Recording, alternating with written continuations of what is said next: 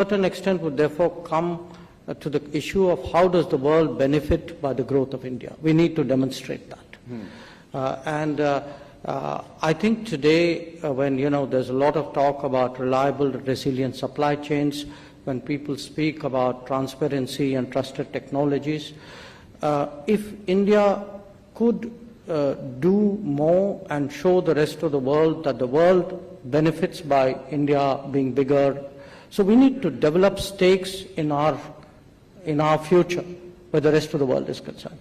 I think some of that is happening. Some of that is happening for strategic reasons, obviously, but we need to make more of it happen, especially for economic reasons. Prime Minister Harper, would you like to come in on something that the Minister said? Would you have a comment? I would look, I guess as I was listening to the Minister, there's one comment I think really needs to be made, and that is to reflect. The Minister rightly reflected on some things India can do better in the future. But I think we should take a moment at 75 to reflect on what a relative success India actually is. Now, if you look at all of the countries that emerged from colonialism in the post-war period, and you focused on their various vulnerabilities, strengths and weaknesses, you would look at India and you would say, look at this country of just enormous cleavages, regional, religious, linguistic, social, cultural, and with enormous social and economic challenges. And here we are 75 years later, and of all the countries that have emerged from that past, there are very few that have demonstrated the unity, the high levels of governance, the advancement of human rights and democracy, the economic advancement, the eradication of hunger. So, look, I think that we obviously need to reflect on what India can do better or different. But it is a remarkable success story, and compared to other countries that objectively should have been way ahead of India, India is ahead of just about all of them. So we are going to open it up to all of you. I would request you to walk to the mic and pose your question. My young fellows, especially the Raisina young fellows, the officer trainees. I would want to see some young voices come into this conversation as well. But till they come to the mic, why don't you go ahead? We'll take a bunch of questions. Okay, do introduce yourself and short questions, no commentaries. Thank you very much. Thank you very much, Dr. Hai Quen from Tel Aviv University, Israel. My question is to Minister of Foreign Affairs of India. You spoke about self-confidence. We really appreciate, we really are aware of the fact that India is is the largest democracy in the world, and it is a rising power. So my question is to you is regarding what are your plans for turning India into a permanent member into a permanent member of the UN Security Council. Thank you. There are two questions on that end. Please go ahead, the young fellows. Thanks, Amir. My question is also to... What's your name? Introduce yourself. My name is Mohammed. I am from Egypt, and I am with the Raisina Young Fellows.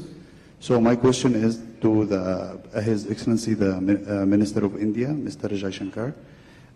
You mentioned yesterday the efforts of India to increase food supply and increase the production of wheat.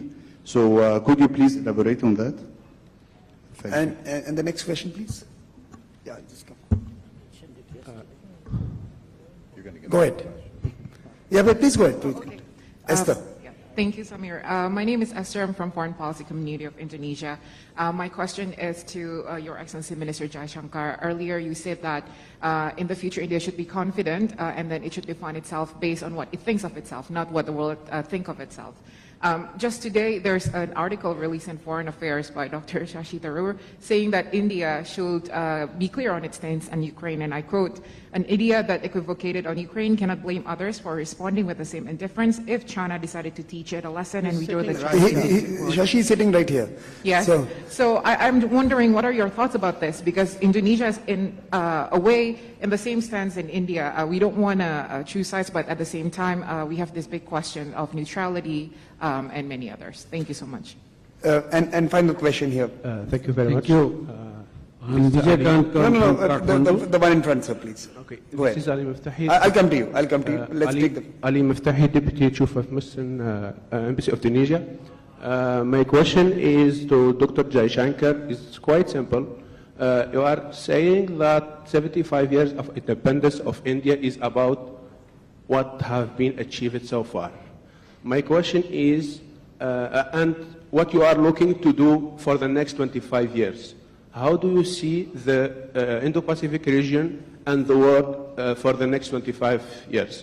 This is for Dr. Jaishankar and for all the panelists. Thank you very much. I'm going to convert the question for all of them because it's only... Yes. Wait. The gentleman there and no more questions. Last question there. We are running out of... Yeah, please go ahead. This is Vijay from Kathmandu. I have a question to External Affairs Minister, Dr. Jaishankar. When India was independent, it has created a democratic movement in all other South Asian countries. What you were looking for during the more 25 years as democratic institutions, and what India has looking to bilateral relations and multilateral relations with other South Asian countries. Thank you. Okay, I'll take you. Go ahead. Patrick. Thank you. Thank you very much. Patrick Kugiel, I'm from the Polish Institute of International Affairs in Warsaw, Poland. I have a question to His Excellency Minister Jaishankar. In your book, The India Way, you wrote that India must be more ready and willing to take a risk in international affairs, and that India will be more decider, shaper, rather than abstainer. But yet, for the last 2 months, India abstained at least 11 times at the different forums at the UN on different resolutions concerning Russian aggression against Ukraine. So my question is, wasn't that a good moment actually to take a risk and to have a more principled position, not to abstain, but to Question say, is, what is the question? I got the question. You got the question. Okay. Thank you very So much. risk-taking and the abstention, I think that's the question. And your book, by the way, is featured in most of the questions. The India Way. So I'll start with you, and then I'll go down. Yeah, yes, I think people shouldn't just pick on me. Let's sort of broaden it out. But look, let me give very quick replies because I know the clock is ticking.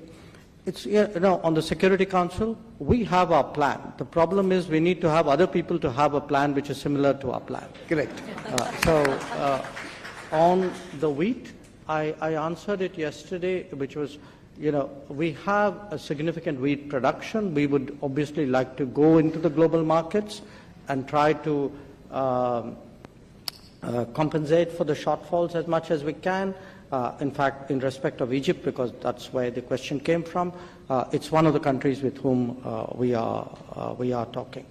There were two Ukraine issues, one relating to Shashi's article, and in fairness, I haven't read it, but she was going through it at a high speed, which was too fast for me. Shashi also wrote it at high speed. Yes, I know. I'm not sure I would understand it very much better after reading it either. Here's the point, and it goes to the last question.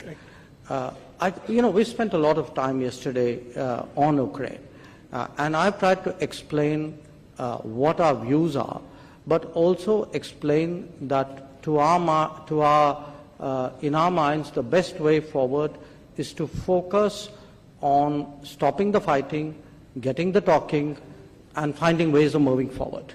And we think our choices, our positions are best placed to advance that.